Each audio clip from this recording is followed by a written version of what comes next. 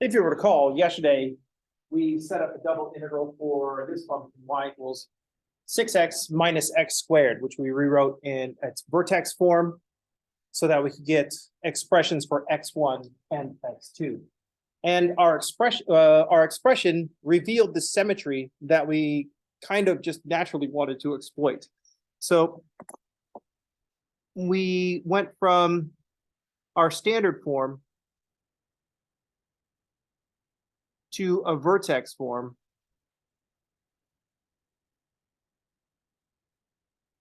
So that we could rewrite the vertex form and solve for x.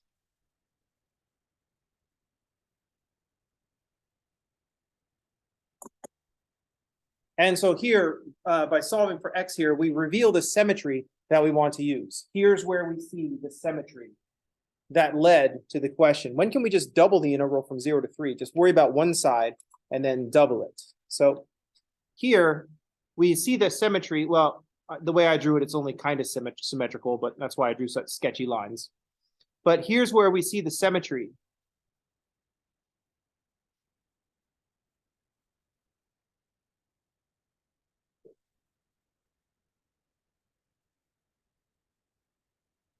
So one of the reasons that I like this question is it brought up something that we can see. We can see the symmetry in this parabola around its central axis.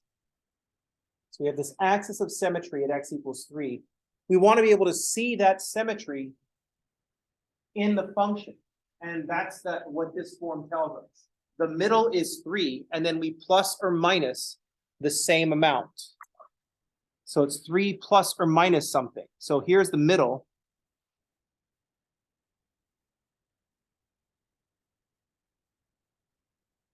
And then we add and subtract the same amount left and right.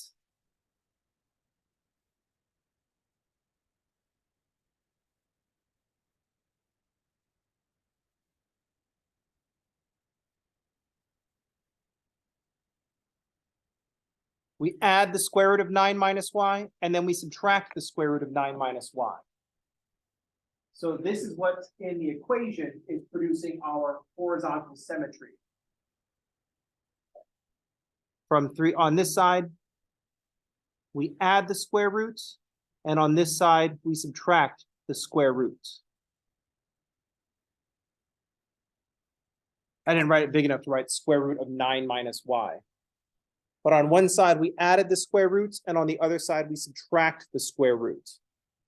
That's how the symmetry shows up in the equation.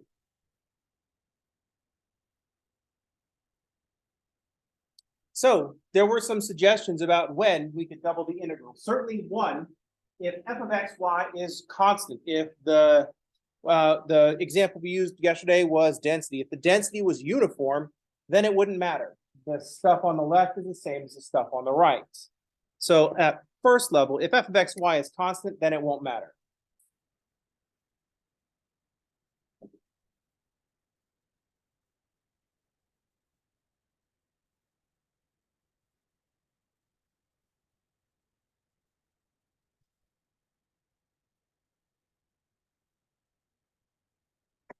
If f of xy is constant, then it won't matter. Whatever happens on the left is what's going to happen on the right because of the symmetry in the region.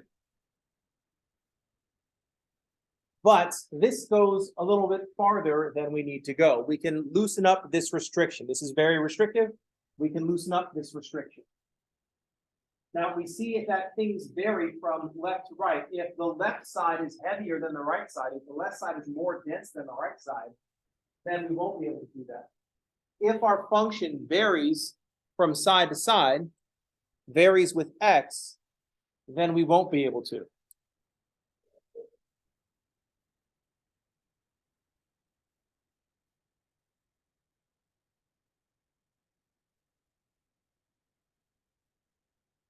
So if we say that, we could say that f of xy does not involve x. It only varies with y. F of xy is a function of y.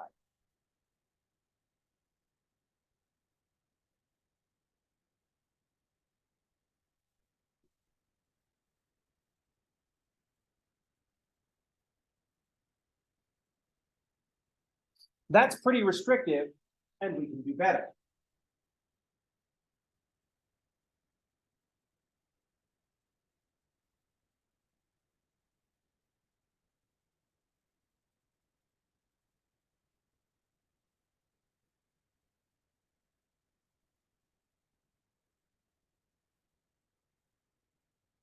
So if our function of x and y, we can involve an x, but that x would have to be symmetric about x equals 3, the thing that we want to call the middle. If our f of x, y is symmetric vertically around x equals 3, then once again, we will be okay. That would be the least restrictive that we can get.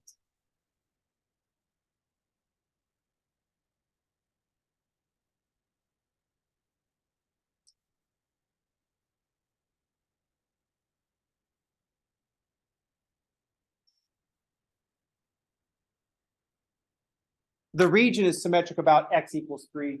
If the function itself was also symmetric about x equals 3, then we would be fine. The left side would just look like the right side.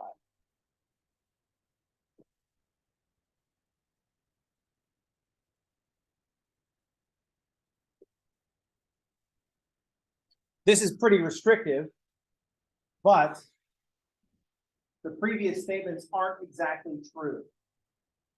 So we can just double up. We can just double up the integral from 0 to 3 to get the integral from 0 to 6 in x if f of x is constant. That is true, but that's not the only case. If the function does not involve any x at all, that it only varies vertically, then left and right, the symmetry of the region is the same as the symmetry of the integral. But that's also more restrictive than we need. So if f of x is symmetric vertically about x equals 3, then just like that is, the function is symmetric just like the region is symmetric about x equals 3, then we would also be fine doubling up. It's probably, from a functional standpoint, easier just to write x1 and x2 and integrate from x1 to x2.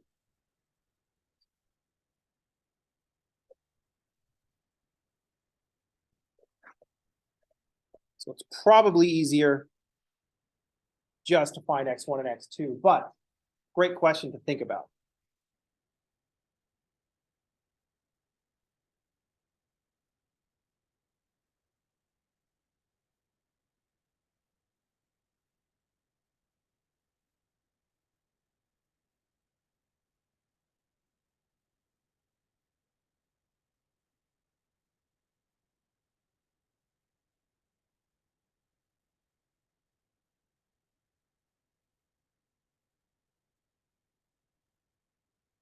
So at this point, it's probably easier just to do two integrals or just to find x1 and x2, find some other way around the problem. But it is still an important thing to think about because we are thinking about structure. We're not trying to solve a particular problem. We're learning about what we need to think about so that we can solve the problems.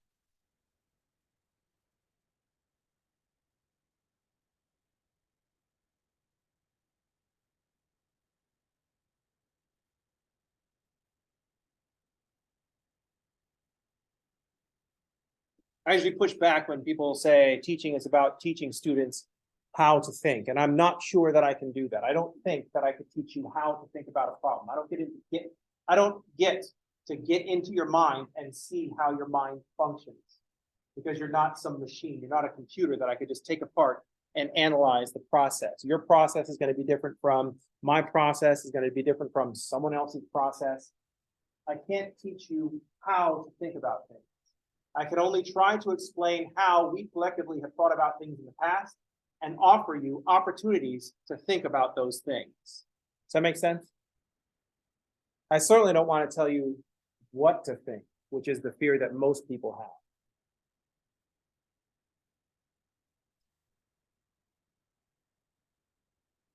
But I'm going to say that if just some public high school is enough to turn you into a robot, someone was going to find a way to turn you into a robot anyway. If that is enough to stifle your creativity and suppress you and turn you into a robotic conformist, someone was going to find a way to turn you into a robotic conformist. The high school's goal is not to do that. It shouldn't be to do that. Shouldn't be to do that. But if that was going to happen to you, someone was going to do that, because it is right to be concerned that someone is just trying to keep you from thinking about things. But it isn't me. Any questions?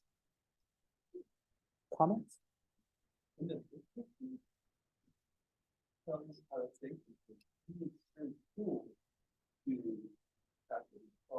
Yes.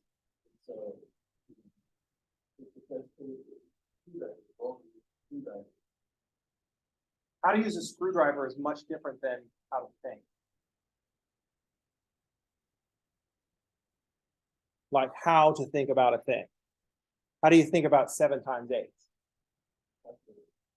Calculate. Good answer. That's the right way to do it.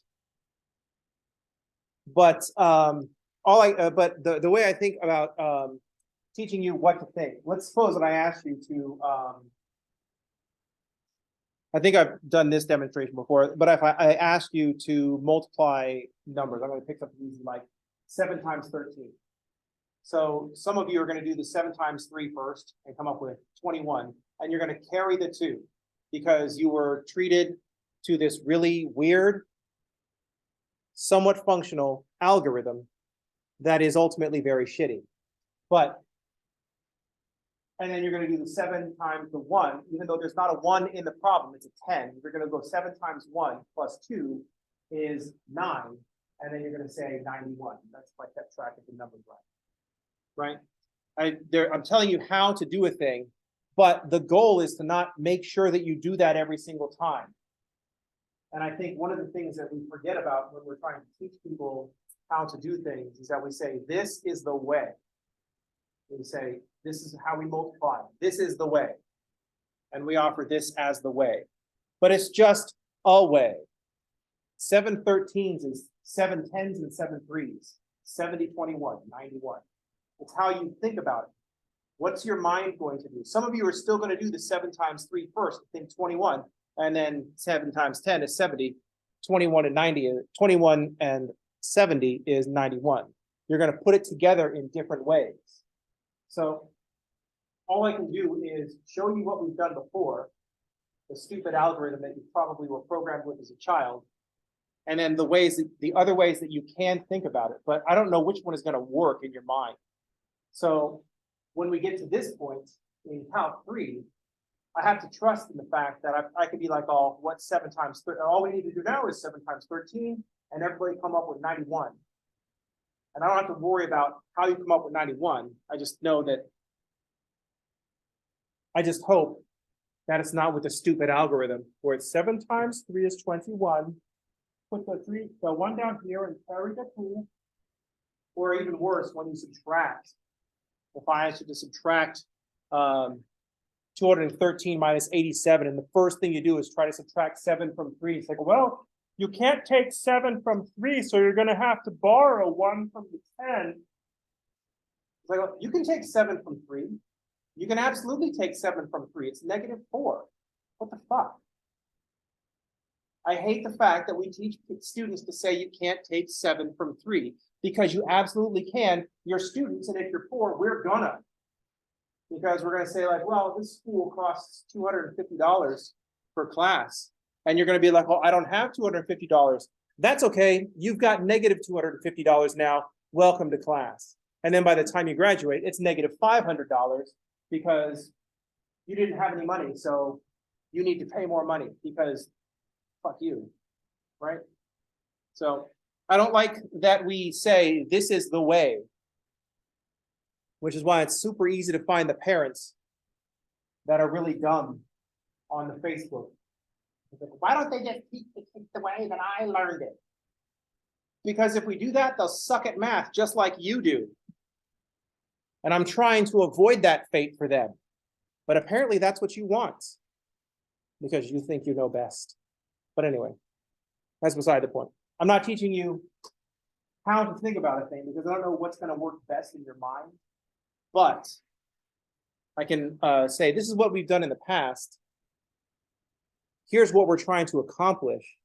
Then hopefully someone will come up with some better idea. You know what I mean? So, and I think the screwdriver analogy is perfect because I think a lot of times math is viewed as kind of like this one tool that we just have to learn how to use. But it's more than that. It's more than a tool. It's also a philosophy. It's also a way of thinking about the world and looking at the world and analyzing the world. So it's more than just a tool. The fact that it's a tool is pretty awesome. But it's more than that. It's just a philosophy. That's something a screwdriver can never do. Despite the fact that a screwdriver can be all kinds of things. Like if you get a sturdy enough screwdriver, it can also be a hammer. It can also be like an ice pick if you're not concerned about the quality of your screwdriver. You can use a screwdriver to make another screwdriver. I don't know. But math is better than that. Math is a philosophy and a tool. So dope. Any questions? Comments? This is why math major is best major. Not for making money. Let's just be very clear on that. Not for making money. But from an educational standpoint, if you're like, here's like, I want to become educated. Math is a great way to think. Oh, no. Oh, you misunderstand. I don't want to be educated. I just want the piece of paper so I could make money. It's like, I get it now. Engineering. I'm just kidding. Step one is have wealthy parents. I mean, if you don't have wealthy parents, you already kind of fuck up. I want to be rich. Oh. Did your dad use slavery to make money? No. You already messed up.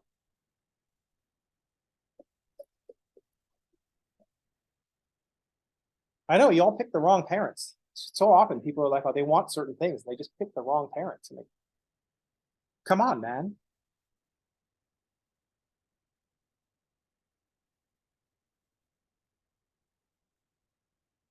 Things are escalating.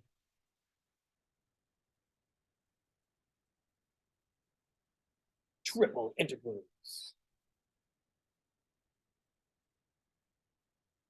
The cool thing is we kind of stop at 3. We could go on to like quadruple integrals, but at this point, it's just more of the same. It's kind of like having dogs. Going from 0 dogs to 1 dog, that's a big deal, right? It's a huge change in your life. Going from 0 dogs to 1 dog, you have to make all these adjustments. That's like your first class in calculus. You go from 0 calculus to 1 calculus, pretty big deal. Then the next thing you do is if you get used to 1 dog, you go from 1 dog to 2 dogs, that's another huge step. Because you got not 1 dog in the house, but you got 2 dogs in the house. That's a big deal. Requires a whole separate class. Welcome to Calc 3.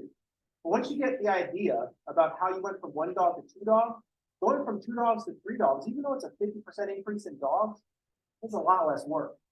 You've already done multiple dogs with 2. Now you just need to make smaller adjustments to deal with the space and incorporate the new dog.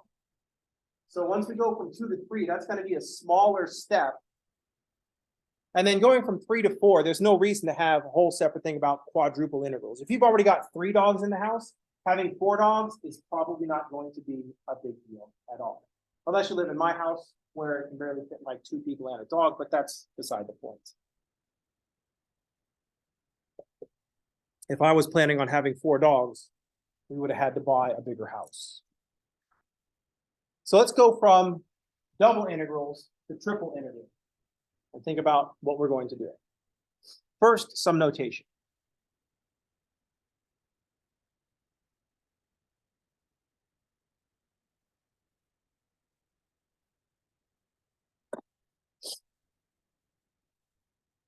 Now we're going to integrate a function of 3 variables over some solid W.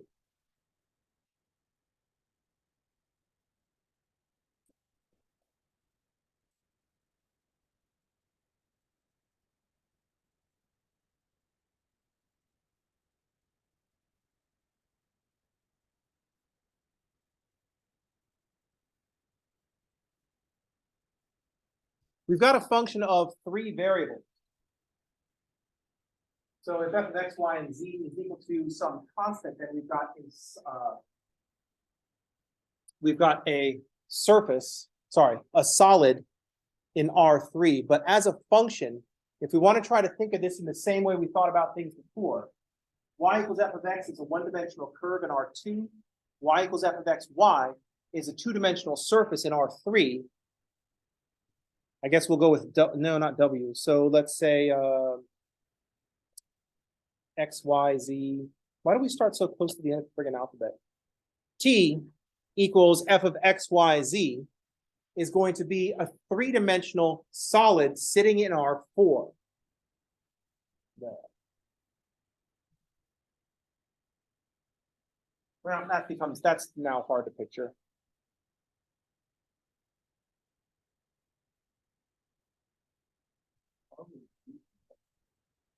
W is going to be a solid. Yep. Spelled M wrong.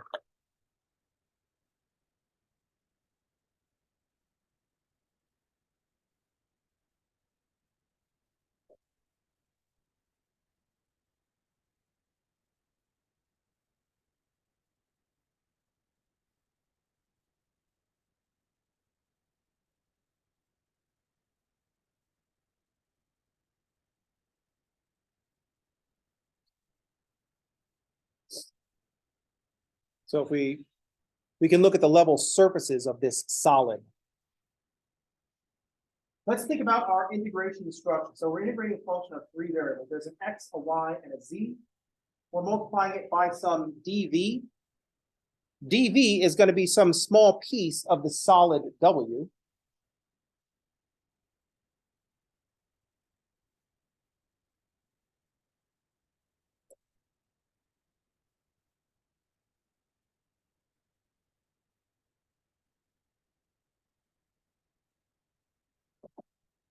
And w is going to be some solid. Remember, the integral says all the things that you're plugging into the expression. This expression wants an x, a y, and a z. So w is some collection of x, y, and z that we're plugging into the function.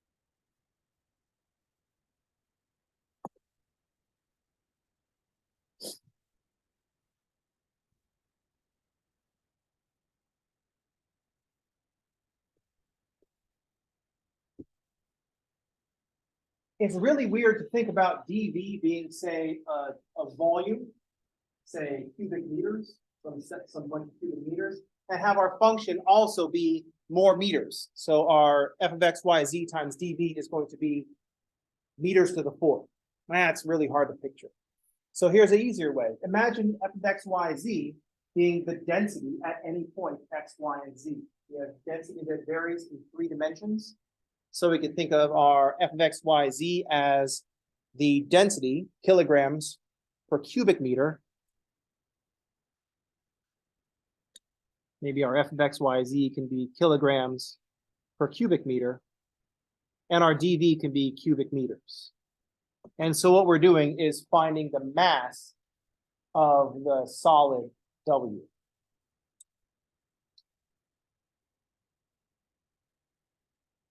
So our integral will be telling us the mass of the solid W.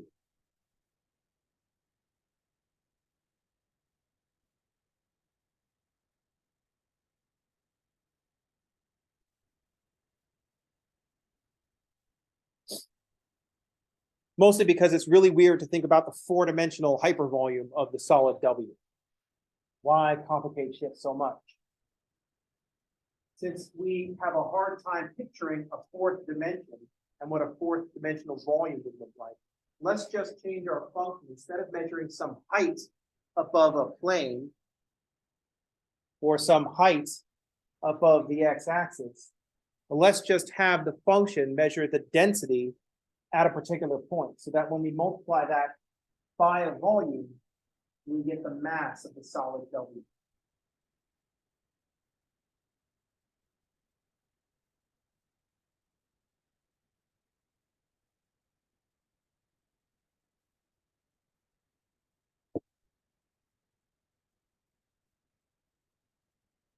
Notice that the structure is very much the same. I'm integrating over some W f of x, y, z dv.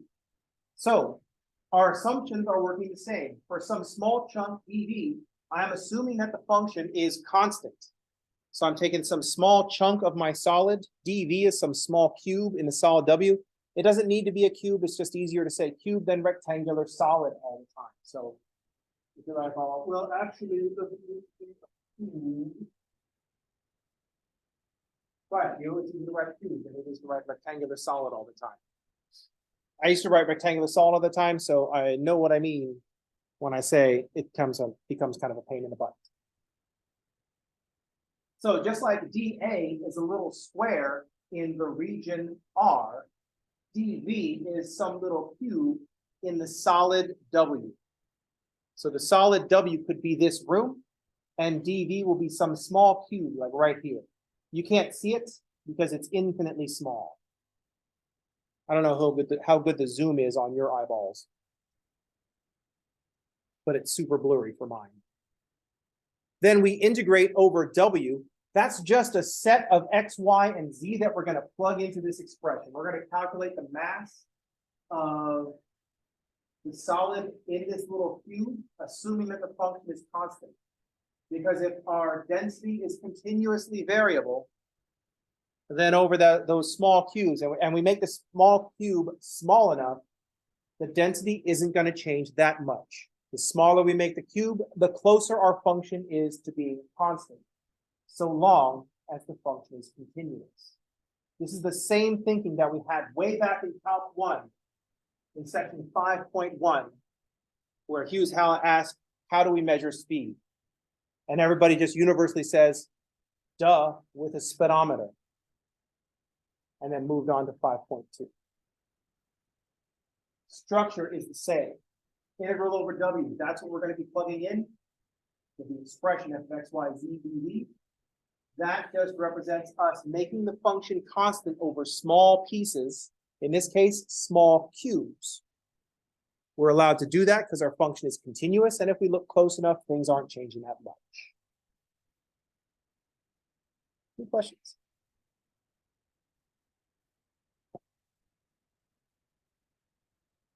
How's that, okay?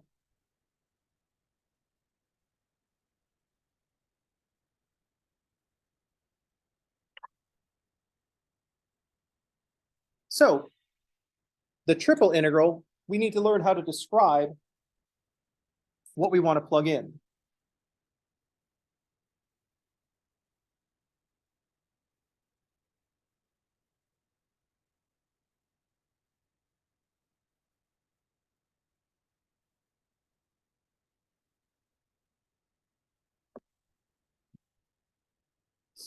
So this integral over W part is telling us what to plug in, specifically what values of x, y, and z to plug in.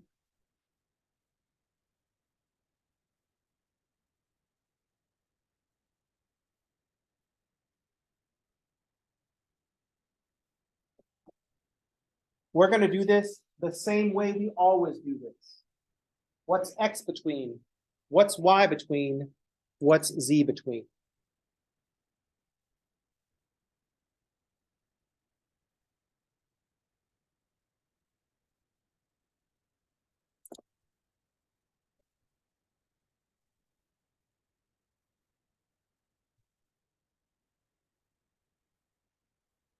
Those two look familiar. We're just adding another one.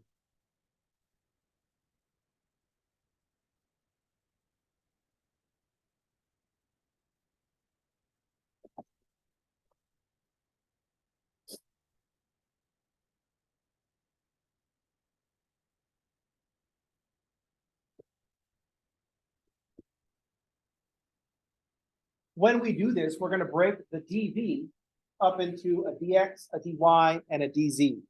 So we're going to separate out our dv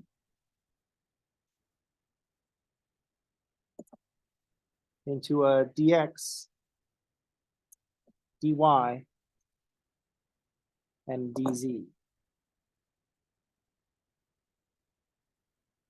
Or some other permutation of dx, dy, and dz. There are 6. I don't want to list them all. But dx, dy, dz, dx, dz, dy, dy, dx, dz, dy, dz, dx, dz, dx, dy, dz, dy, dx. I can't list them all because I chose different colors for x, y, and z, and I wouldn't be able to not switch, and it would take forever.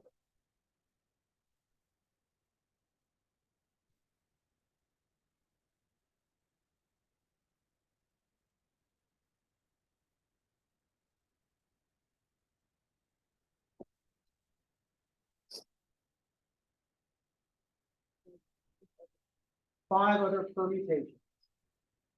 You can write the 3 things, dx, dy, dz, in 6 different orders. This is just one of them.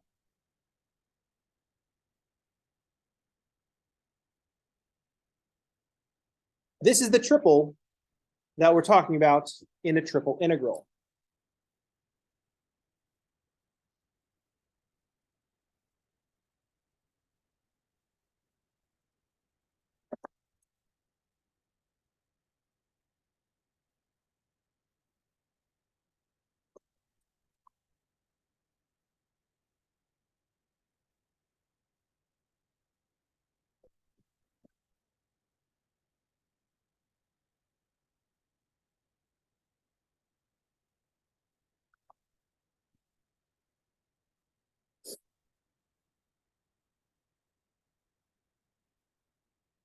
The same rules that we use in double integrals apply in triple integrals. We're still just saying what's x between, what's y between, what's z between. And we're going to set it up as an iterated integral.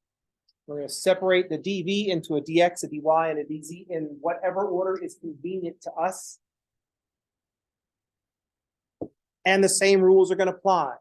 The outer integral, the last one, the outer integral has to only involve constants.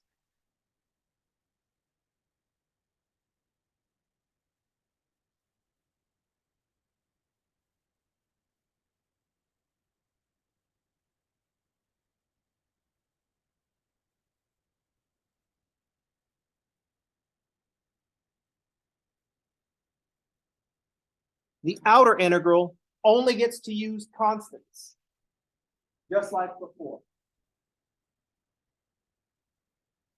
Early integrals can use functions of upcoming variables. In the one that we have here, when we get to the y integral, z is an upcoming variable. So the y integral can involve functions of z. So I could say this is, say, h1 of z to h2 of z. Early integrals can use functions of upcoming variables. In that middle integral, the Jan integral can use functions of the upcoming variable.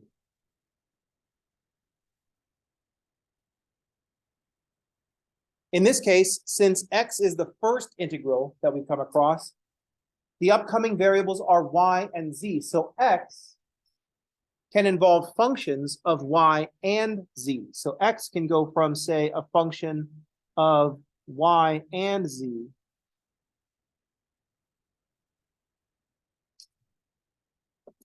because early integrals can use functions of upcoming variables. G1. I had to come up with function names, and I've already used f, so x gets g's and y gets h's.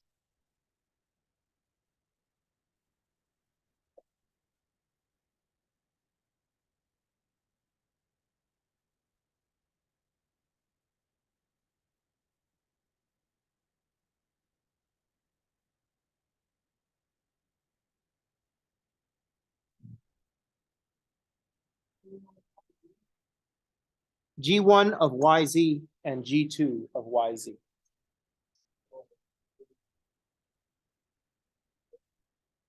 These are the same rules that we had for double integrals. The first integral can use functions of the upcoming variable. The last integral has to use constants. We're still just describing things, what's x between, what's y between, and what's z between.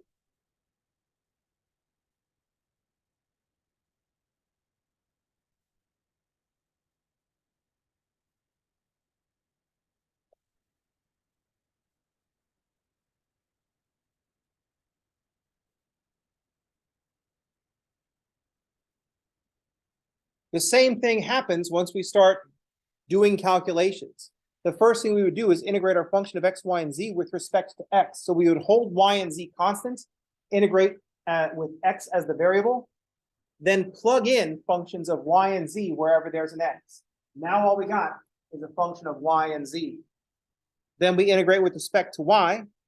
We have our function of y and z. We plug in functions of z wherever we see y. Now all we've got is a function of one variable, all z. And so finally, we just have the integral from p to q of some function of z, dz. We go from triple integral to double integral to single integral.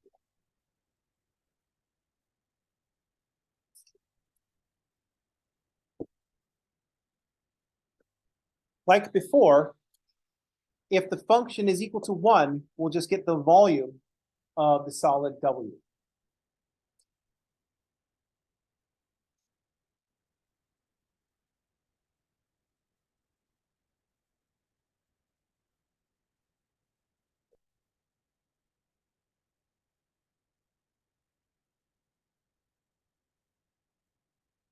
Just like the integral over a region of 1 dA is the area of region R. Just like the integral from A to B of 1 dx is B minus A, the length of interval from A to B.